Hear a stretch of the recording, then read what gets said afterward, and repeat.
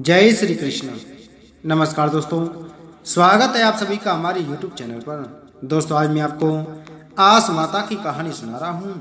आस माता को वैष्णो देवी के एक प्रसिद्ध रूप के नाम से जाना जाता है।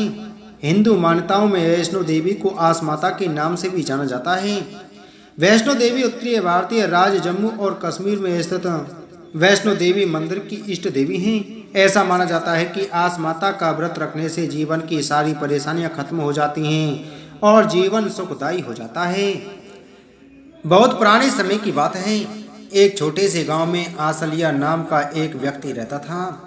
वह आस माता का बहुत बड़ा भक्त था और हर साल उनकी पूजा करता था।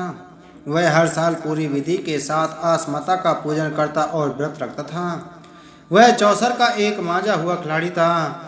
उसकी एक खास बात यह थी कि वह चौसर में जीते या हारे, लेकिन चौसर खेलने के बाद ब्राह्मणों को भोजन जरूर कराता था। अक्सर वह ब्राह्मणों को भोजन कराने के लिए अपने घर लाता था, जिसकी वजह से उसकी माँ और भाभियाँ उससे बहुत नाराज रहती थीं। एक दिन उसकी माँ कहती है, तुम चौसर में चाहे हारो या जीतो, उससे हमें कोई फर्क नहीं पड़ता है। एक तो तुम कोई काम धाम करते हो नहीं और आए दिन किसी न किसी को भोजन कराने के लिए घर ले आते हो। ऐसा कह करके उसके परिवार वाले उसे घर से चले जाने के लिए कहते हैं। आसलिया अपने घर और गांव को छोड़कर शहर में चले जाता है। शुरू में उसे बहुत परेशानियां होती हैं। कुछ दिन बाद आस माता का व्रत का समय आया। उसने सब कुछ छोड़ दिया और वह आस माता की पूजा करने लग गया। आस माता की कृपा से उसकी सारी परेशानियां खत्म हो गईं। चौसर के खेल में वह शहर में भी प्रसिद्ध हो गया और उसके पास धन दौलत की कोई कमी नहीं रही। उसके चौसर के खेल की प्रतिभा के बारे में जानकर वहां के राजा ने उसे चौसर खेलने के लिए अपने महल में बुलाया। राजा और आसलिया के बीच में चौसर का खेल शुरू हुआ। राजा उस खेल में आसलिया से हार जाते हैं। राजा उसके खेल से बहुत प्रभावित होते हैं और अपनी बेटी का विवाह उसके साथ कर देते हैं। उसके बाद वह उस राज्य का उत्तराधिकारी बन जाता है।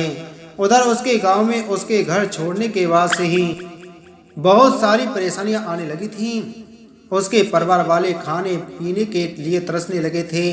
भूख प्यास से दुखी होकर भटकते हुए वह भी उसी शहर में पहुंच जाते हैं जहां आसलिया राजा बन चुका था। शहर पहुंचने के बाद उन्होंने आसलिया के बारे में बात करते हुए लोगों से सुना। वे लोग बोल रहे थे कि आसलिया हर रोज ब्राह्मण को भोजन कराता है और उसके जैसा चौसर कोई नहीं खेल सकता। यह सब बात सुनने के बाद उन्हें आसलिया की याद आ जाती है। अपना भूख मिटाने के लिए वह सभी राजा के महल में पहुंच जाते हैं। उस दिन राजा स्वयं ही अपने हाथों से भोजन परोस रहे थे। तभी उन्होंने अपने परिवार वालों को देखा। उन्हें देखकर आसलिया की आंखों में आंसू आ जाते हैं। वह अपने परिवार वालों को सभी लोगों से मिलवाता है।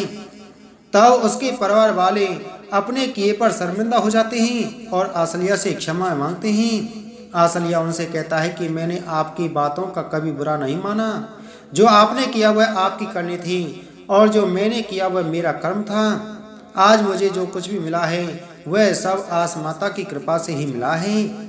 उसके बाद आसलिया अपने परिवार वालों को उसी महल में रख लेता है और बड़े सुख से राज करने लगता है। फिर सभी लोग मिलकर आस माता का व्रत और पूजन करने लगते हैं। बोलो आस माता की जय।